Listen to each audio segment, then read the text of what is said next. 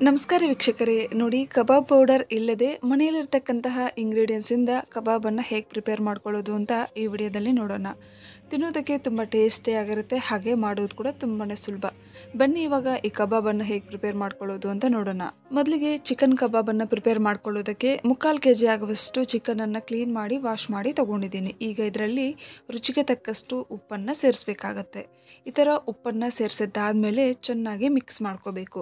ನೋಡಿ, ಮೊದಲಿಗೆ ಉಪ್ಪನ್ನು ಸೇರಿಸಿ ಚೆನ್ನಾಗಿ ಮಿಕ್ಸ್ ಮಾಡಿ 15ರಿಂದ 20 ನಿಮಿಷ ನೆನೆಸೋದ್ರಿಂದ ಒಂದೊಂದು ಪೀಸ್ಗೂ ಉಪ್ಪು ಚೆನ್ನಾಗಿ ಹಿಡಿಸುತ್ತೆ. ಹಾಗೆ ಪೀಸಸ್ ಕೂಡ ತುಂಬ ಸಾಫ್ಟ್ ಆಗುತ್ತೆ, ಚೆನ್ನಾಗಿ ಫ್ರೈ ಕೂಡ ಆಗುತ್ತೆ.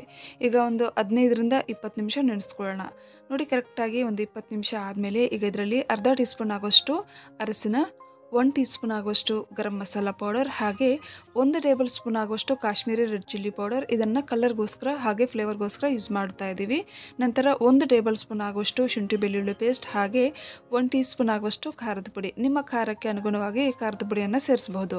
ನೋಡಿ, ಈ ಎಲ್ಲ ಮಸಾಲೆಗಳನ್ನು ಸೇರಿಸಿದ್ದಾದ್ಮೇಲೆ ಚೆನ್ನಾಗಿ ಮಿಕ್ಸ್ ಮಾಡಬೇಕು. ಒಂದೊಂದು ಪೀಸ್ಗೂ ಚೆನ್ನಾಗಿ ಈ ಮಸಾಲೆ ಅನ್ನೋದು ಅಂಟಬೇಕು, ಆ ಥರ ಚೆನ್ನಾಗಿ ಮಿಕ್ಸ್ ಮಾಡ್ಕೋಬೇಕಾಗತ್ತೆ. ಈ ಥರ ಚೆನ್ನಾಗಿ ಮಿಕ್ಸ್ ಮಾಡಿದ್ದಾದಮೇಲೆ ಈಗ ಇದರಲ್ಲಿ 1 ಮೊಟ್ಟೆಯನ್ನು ಸೇರಿಸಬೇಕಾಗತ್ತೆ. ಇದರಲ್ಲಿ ಬೇಕಿದ್ರೆ ಕಸೂರಿ ಮೇಥಿಯನ್ನು ಕೂಡ ಸೇರಿಸಬಹುದು. ಈಗ ಇದರಲ್ಲಿ 2 ಟೇಬಲ್ ಸ್ಪೂನ್ ಆಗುವಷ್ಟು ಮೈದಾ, 2 ಟೇಬಲ್ ಸ್ಪೂನ್ ಆಗುವಷ್ಟು ಕಾರ್ನ್ಫ್ಲೋರನ್ನು ಸೇರಿಸಬೇಕಾಗತ್ತೆ.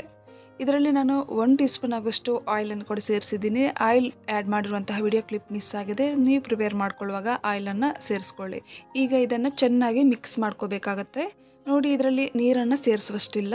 ಚಿಕನ್ನಲ್ಲಿ ಆಲ್ರೆಡಿ ತೇವಾಂಶ ಇರುತ್ತೆ, ಮತ್ತು ನಾವು ಮೊಟ್ಟೆಯನ್ನು ಕೂಡ ಸೇರಿಸಿರೋದ್ರಿಂದ ನೀರನ್ನು ಸೇರಿಸುವಂತಹ ಅವಶ್ಯಕತೆ ಇರೋದಿಲ್ಲ. ನೋಡಿ, ಇದನ್ನು ಚೆನ್ನಾಗಿ ಮಿಕ್ಸ್ ಮಾಡಿದ್ದಾಯಿತು. ಈಗ ನಾನು ಒಂದು ಬಾಣಲೆಯಲ್ಲಿ ಆಯಿಲ್ ಬಿಸಿ ಆಗೋದಕ್ಕೆ ಇಟ್ಟಿದ್ದೀನಿ. ಆಯಿಲ್ ಕೂಡ ಬಿಸಿಯಾಗಿದೆ. ಈಗ ಒಂದೊಂದು ಪೀಸನ್ನು ಸೇರಿಸ್ತಾ ಡೀಪ್ ಫ್ರೈ ಮಾಡ್ಕೋಬೇಕಾಗತ್ತೆ. ಒಮ್ಮೆ ಆಯಿಲ್ ಬಿಸಿ ಆದಮೇಲೆ ಮೀಡಿಯಮ್ ಫ್ಲೇಮ್ನಲ್ಲಿ ಇಟ್ಕೊಂಡು ನಂತರ ನಾವು ಡೀಪ್ ಫ್ರೈ ಮಾಡ್ಕೋಬೇಕಾಗತ್ತೆ. ಸೊ ಹೈ ಫ್ಲೇಮಲ್ಲಿ ಇವನ್ನು ಡೀಪ್ ಫ್ರೈ ಮಾಡ್ಕೋಬಾರ್ದು, ಯಾಕಂತಂದರೆ ಮೇಲ್ಗಡೆ ಫ್ರೈ ಆಗಿಬಿಡುತ್ತೆ. ಹೈ ಫ್ಲೇಮಲ್ಲಿಟ್ಟರೆ ಒಳಗಡೆ ಹಾಗೆ ಹಸಿಯಾಗೇ ಇರುತ್ತೆ. ಹಾಗಾಗಿ ಮೀಡಿಯಮ್ ಫ್ಲೇಮ್ನಲ್ಲಿ ಇಟ್ಕೊಂಡು ಡೀಪ್ ಫ್ರೈ ಮಾಡ್ಕೋಬೇಕು. ಒಂದು ಕಡೆ ಫ್ರೈ ಆಗಿದ್ದಾದಮೇಲೆ ಮತ್ತೊಂದು ಕಡೆ ಉಲ್ಟಾ ಮಾಡಬೇಕು. ನೋಡಿ, ಮಸಾಲ ಕೋಟಿಂಗ್ ಅನ್ನೋದು ಪರ್ಫೆಕ್ಟಾಗಿ ಆಗಿದೆ. ನೋಡಿ, ಕೆಲವರೆಲ್ಲ ಹೇಳ್ತಿರ್ತಾರೆ, ಸೊ ನಾವು ಆಯಿಲಲ್ಲಿ ಡೀಪ್ ಫ್ರೈ ಮಾಡ್ಕೊಳ್ಳುವಾಗ ಬಿಡಿ ಆಗಿಬಿಡುತ್ತೆ, ಮಸಾಲೆ ಹಿಡಿಸೋದಿಲ್ಲ ಪೀಸಸ್ಗೆ ಅಂತ. ಈ ಮೆಥಡಲ್ಲಿ ಒಮ್ಮೆ ಟ್ರೈ ಮಾಡಿ, ತುಂಬ ಪರ್ಫೆಕ್ಟಾಗಿ ಬರುತ್ತೆ. ತುಂಬ ಇಷ್ಟಪಟ್ಟು ತಿಂತೀರಾ, ಅಷ್ಟೊಂದು ಟೇಸ್ಟಿಯಾಗಿರುತ್ತೆ. ನೋಡಿ, ಇವು ಚೆನ್ನಾಗಿ ಫ್ರೈ ಆಗಿದೆ. ಸೊ ಇವನ್ನು ಆಯಿಲಿಂದ ಸಪ್ರೇಟ್ ಮಾಡ್ಕೋಬೇಕು. ನೋಡಿ, ಉಳಿದಂತಹ ಚಿಕನನ್ನು ಕೂಡ ಇದೇ ಥರ deep fry ಮಾಡ್ಕೊಂಡಿದ್ದಾಯಿತು.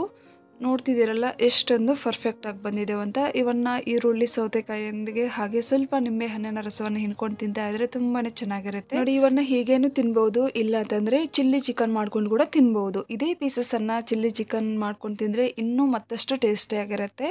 Chilli chicken ರೆಸಿಪಿಯನ್ನು already ನಮ್ಮ ಚಾನಲಲ್ಲಿ ಅಪ್ಲೋಡ್ ಮಾಡಲಾಗಿದೆ. ವಿಡಿಯೋ ಲಿಂಕ್ ಬೇಕಂತಂದರೆ ಡಿಸ್ಕ್ರಿಪ್ಷನ್ ಬಾಕ್ಸಲ್ಲಿ ಕೊಟ್ಟಿರ್ತೀನಿ, ಇಲ್ಲ ಅಂತಂದರೆ ಚಾನಲಲ್ಲಿ ಹೋಗಿ ಕೂಡ ನೋಡ್ಬೋದು.